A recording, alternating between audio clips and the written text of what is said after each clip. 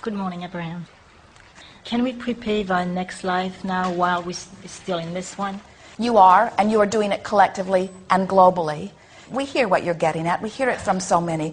Oh, Abraham, I came forth into this physical experience, and if I had a guidance system, I didn't know it, and I got separated from it pretty good, and I had a few years of not feeling so good, and out of that was born a desire to feel better, and then I discovered the science of deliberate creation or whatever, and now I'm feeling so much better than I've ever felt, and I really do not want to be born again and have to go through all of that again. And we say, and yet, you could not be at this place of receiving if you had not been at this place of desiring. And you could not be at this place of desiring if you were not at one time at that place of deciphering contrast. So when you say, how good it is now, but damn the process that got me here, we say, you're going to bless the process again and again and again. It is lifetime after lifetime going to bring you to these strong places of wanting.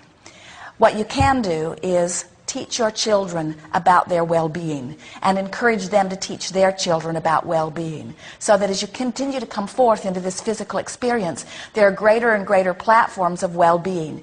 Do not teach them to look at pockets of things going wrong and accept them as the basis of their life experience. They just don't need to be that, you see.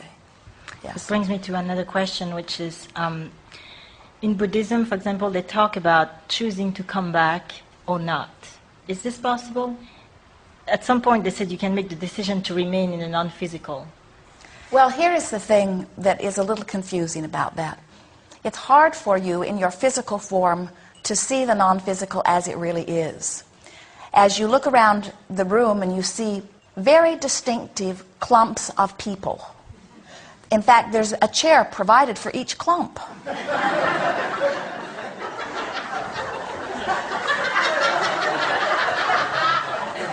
So then you begin to assume that there must be clumps of non-physical. So you picture little chairs in heaven with little clumps of beings sitting around or standing around or flying around. But you do picture clumps, don't you?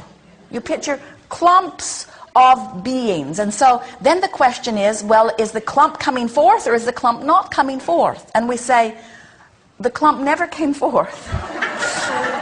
It has always been a stream of consciousness that is focused in these individual personalities. And so sometimes people will say to us, Abraham, have you ever been physical? Or why aren't you physical now? Or here's the big one they often say to us, Abraham, if this physical life experience is so damn good, why aren't you here?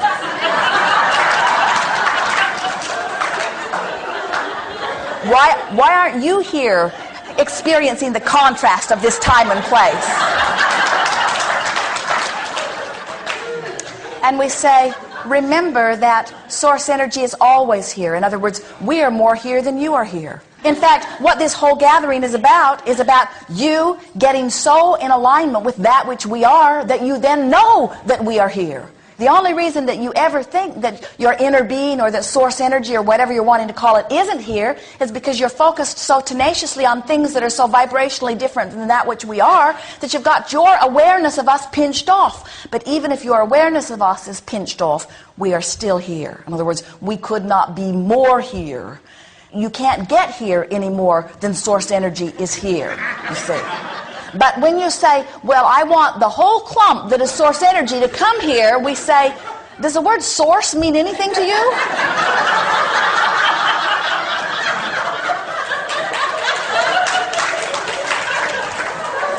That's like saying, I want all of the headwaters to come to the ocean. You see.